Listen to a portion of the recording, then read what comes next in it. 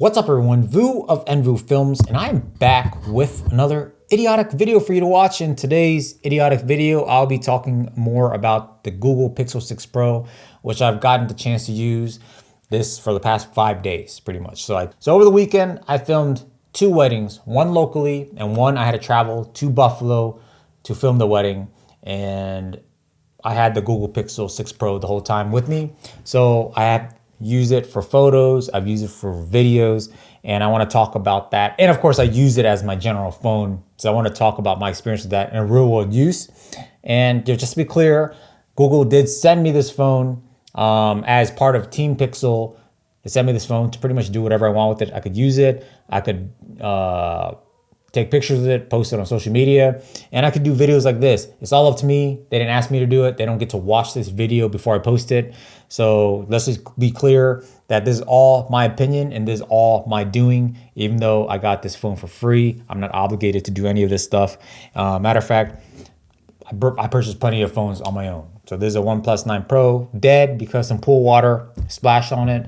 IP68 ratings are trash. And this was my daily driver before this was sent to me. And this is Xperia 1 Mark III. And this is Sony Xperia 1 Mark III. And to be clear, right off the bat, I'll definitely be switching over to using this phone. And this phone will be, I guess, sold because this is great. First of all, experience as a phone. This phone is fast. It's as fast as any phone I've ever used. It's probably the fastest phone I've ever used. Even though, let's say my Xperia 1 Mark III and my OnePlus 9 Pro before it died due to some sprinkles of water on it. I feel like this phone is faster, and it has gotten faster as I've owned it. So when I first set it up, it was already fast. But then I feel like it is faster today. So I don't know how that's possible, but it might be the whole Google Tensor trip, whatever, just doing its thing, being really quick, being, machine learning and doing things really quickly, just as I do in bed. That is neither here nor there, TMI, but whatever. Right off the bat, you obviously get the stock Android experience, which is fantastic on this phone. And in terms of just usability, it's like any other Android phone today, right? So if you recently bought an Android phone the past 2-3 years, you're gonna get great performance, okay? The only difference really is obviously you get the newest and greatest thing from Google here. And, obviously the Tensor chip, which this is like Google's all in one package, the ideal Android phone. And this is pretty much it, so no complaints there, okay? I think the biggest thing that separates phones these days is the camera. And today I want to talk more about the camera. As a phone, it is fantastic. If you're familiar with Android phones, great. If you're an iPhone user, just switch to Android. I don't know why you're on that crap. I hate Apple. I don't care for iPhones. I don't care for MacBooks. I don't care for iPads. I don't use it. I use PC and I use Android. I steer clear of that sheeple crap. Okay, so I just steer clear of Apple crap, period. So right off the bat, so let's just talk about this camera. In terms of photos, the best photo camera on any Android phone that I have ever used. Let's be clear, I've never used Samsung's, new ones, so I don't know exactly what that is. But compared to my OnePlus 9 Pro and my Xperia 1 III, this camera is just better, and it's better because of Google's computational photography. Photos just look better. You could shake the phone and still take good photos because apparently it stitches multiple shots from the wide angle camera, the telephoto, and the main camera, and then it just takes the best photo out of that, and then it's able to give you like a very sharp image of someone's face, even though they're jumping, they're running. It has magic eraser tool, so you're able to take a photo, and then if there's something behind you that you want to remove, you could simply just use the magic eraser, circle the item, and it just gets deleted, and Google does this thing. Normally you have to go into Photoshop, Lightroom, and do all this crazy stuff that takes a long time versus you could do it on your phone right off the bat as soon as you take a picture within seconds. So for all of you out there just taking pictures and you don't want that random douchebag behind you, if I'm taking a selfie and with my Sony a7S III holding it like this, like, yo, look, I am shooting with the Sony a7S III and some Canon shooting D-bag is behind me, I can easily go in there, circle the dude, take him out, and just make my whole image look way better. And I just look way cooler because my Sony camera and that Canon douchebag magically disappeared. So the photos are incredible. It is a lot better, in my opinion, than the previous Pixel 5, Pixel 5a, and I've owned those. I've owned Pixel 5, I owned a Pixel 4. The Pixel 5a is the same exact sensor as those older cameras. So the only thing difference is like maybe Google updates their like software a bit, but I would do a comparison of the Pixel 5a, which was also sent to me by Google, via Team Pixel, which is my wife is using right now. I could easily borrow that phone and I'll do, side-by-side comparisons of the pictures. Let me know down below if you want me to compare the old Pixel sensor versus this new Pixel 6 Pro sensor. And of course, subscribe to the channel to see that. I'll also compare it with the Xperia 3. If you want to see that as well, let me know in the description. Let me know in the comments below. Photos, incredible. Like I said, you have the new Magic Eraser tool. You also have the ability, like if your freaking phone is shaking, it's able to stitch together, get you good crisp images of people's faces, even though they're moving. Great for kids running around, pets, etc.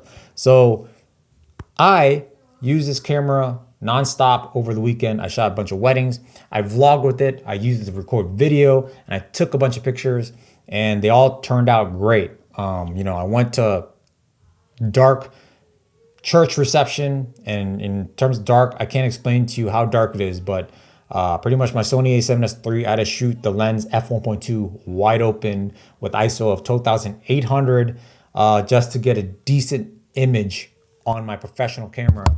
But this phone was able to take pictures that looked fantastic, even in super low light, night sight, whatever it is that I was using. I just, just point and shoot, and it looked great. I also use it for vlogging. I try to vlog throughout the weekend. And if you want to see that full vlog, that's full story of me shooting a wedding on the Friday, and then on Saturday I had to fly out to Buffalo. I'm in the DC, Maryland, Virginia area. I had to fly out to Buffalo to film another wedding. I try to vlog that with both the front facing and the rear facing camera.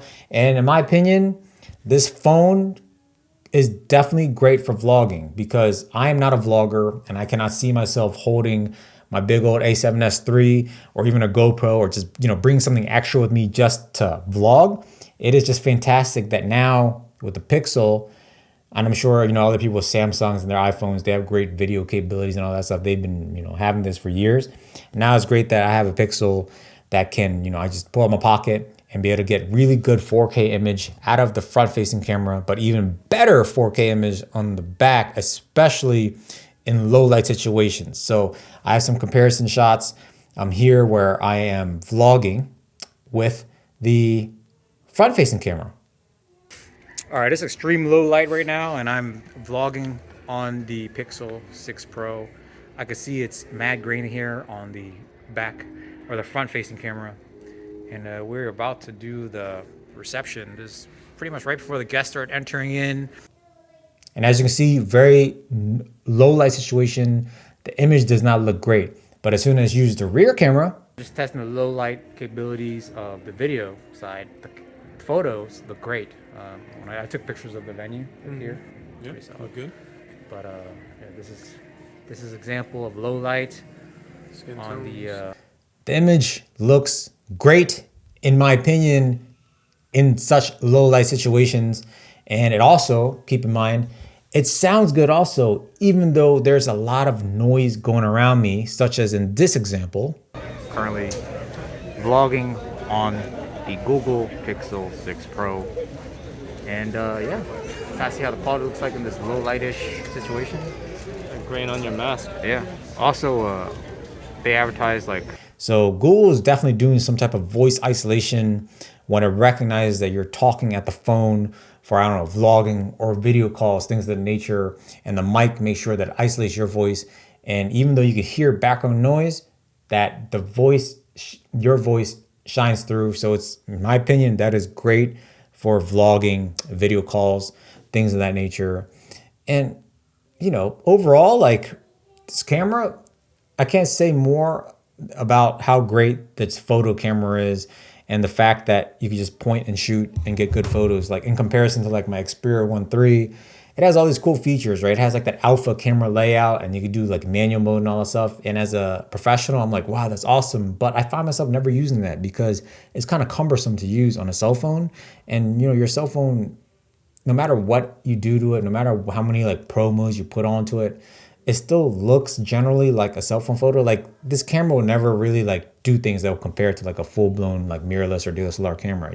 There's no ifs, ands, or you can't get that like look like that. You know what I mean? Like there's no way, especially when you put on like a bigger screen, there's no way a cell phone will ever look as good as a DSLR or mirrorless professional camera. Especially when you put on like a bigger screen. Everything looks kind of good on a cell phone screen, but once you like blow it up, it's like, whoa, there's a huge difference between a DSLR mirrorless versus cell phone camera. So don't get me wrong when I say this camera is great. It's definitely not mirrorless or DSLR, but it is fantastic for something that's in your pocket, point and shoot, ready to go. Photos of your kids, photos of your friends, photos of events, low light photos, whatever you need to do really quick.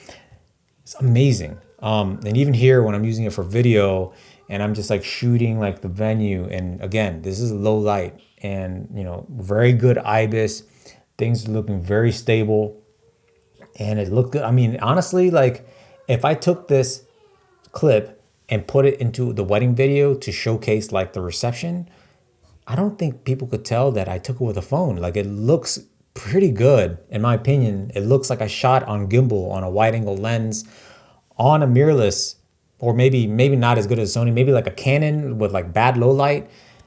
It looks good. And yeah, I mean, it's really fantastic. But the one thing I did notice that was an issue was that the phone will heat up to the point where it gets kind of hot in your hand. I was shooting a 4K clip with the back camera, the back main camera, and the phone started getting really hot because I was vlogging and I was showing some B-roll. And about 5 minutes in, I got like a overheating warning and it started getting pretty hot. So that's something to keep in mind. If you're shooting long clips of video, this phone is not going to last, which I guess is understandable. I don't know about other phones, but this phone was heating up pretty good, shooting 4K on the back camera for over 5 minutes. But yeah, that is just my quick, you know, just overall review of a real world use of this phone for a whole weekend of actually shooting with it, using it in video, using the photos, taking different shots, you know, some just standard and some I try to be more creative, what have you. And I think it performed great as just performed great. The best best phone camera I ever used for both photo and video. And, you know, that goes against the Xperia 1 III, definitely the OnePlus 9 Pro, which at this point, I think the Hasselblad is just branding. Yeah, that's just my opinion. Okay, so, you know, I actually used this phone for a couple months and I've had this phone for a couple months. And by far, I think the Pixel 6 Pro is better than both of them. Obviously, if you have Samsung, you might want to do a more shootout with that. But I'm just going, you know, based on my experience with past Pixel phones and these phones that I have here. Yeah, with that being said, guys, if you want to see more content, I will try to do more comparisons with this phone versus the Xperia 1 III, maybe against the Pixel 5a, and compare the new sensor on this camera versus the older sensor on the 5a versus the Xperia 1 III, and, you know, just do, you know, shot by shot comparisons of the phone. If you'd like to see that, please subscribe to the channel. Let me know in the description below what else you want to know, and smash that like button. It really helps this channel. And until next time, guys, lighten up.